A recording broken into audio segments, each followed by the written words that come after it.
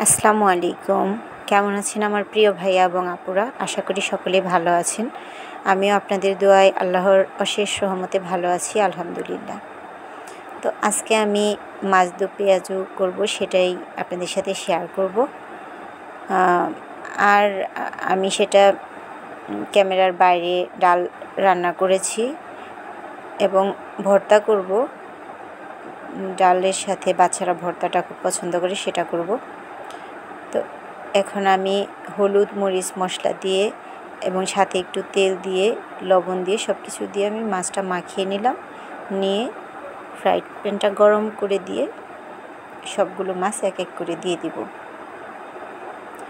তো আমি ভর্তাটা করব কারণ আমার বাচ্চারা ভর্তা পছন্দ করে ডালের সাথে, আর মেয়েটা মাছ পছন্দ করে না, কিন্তু ছেলেটা মাছ পছন্দ করে। মেয়েটার জন্য ডাল রান্না করতেছি। এখন আমি মাছগুলো উল্টে পাল্টে নিব, এক এক করে পিঠ ভাজা হয়ে গেছে। এখন অপর পিঠ ভেজে নেব। তো মেয়েটা মাছ পছন্দ করে না, সেই কারণে মেয়েটার জন্য কয়েকদিন ধরে ডাল ডাল বলতেছে। শুধু মাছ খাওয়া হয়, সবজি খাওয়া হয়, কিন্তু ডাল খাওয়া হয় না। এই জন্য ওর জন্য ডাল রান্না করেছি, আর সবজি রান্না করিনি।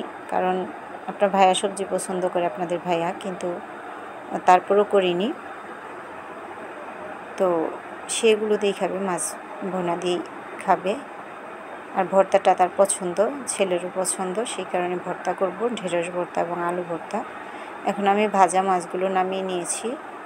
এখানে আমি তেল দিয়ে দিব। আর মেয়েটার নাম আপনারা অনেকেই জানেন, ওর নাম হুমায়রা ফারিহা হাফসা।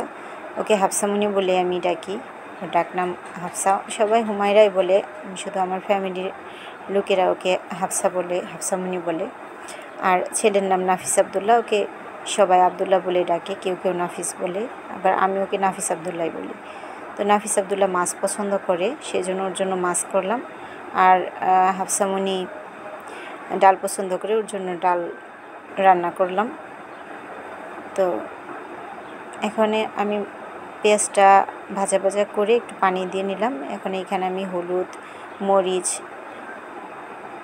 লবণ, আদা রসুন বাটা এক এক করে সব মশলাই দিয়ে দেবো। সাথে একটু গরম মশলা, গুঁড়ো করে রাখা গরম মশলা, সেটাও দিয়ে দেব।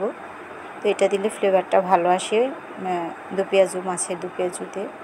এটা যদিও মাংসের মশলা, কিন্তু আমি মাছের মধ্যেও দিই, কিন্তু মাছের তরকারিতে দিই না, শুধু মাছ ভুনাতে দিই। তো এটা করে নেব।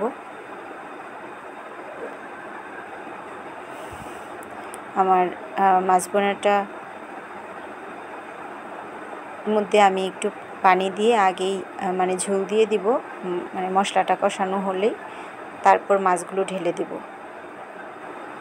তো ঢেলে দিলাম।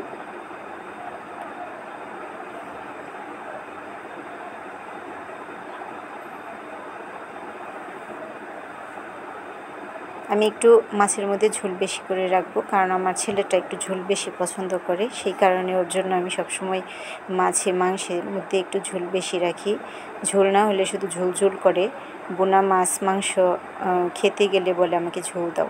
তোমার মাছ বোনা হয়ে গেছে। সবাই ভালো থাকবেন। আল্লাহ হাফেজ। আসসালামু আলাইকুম।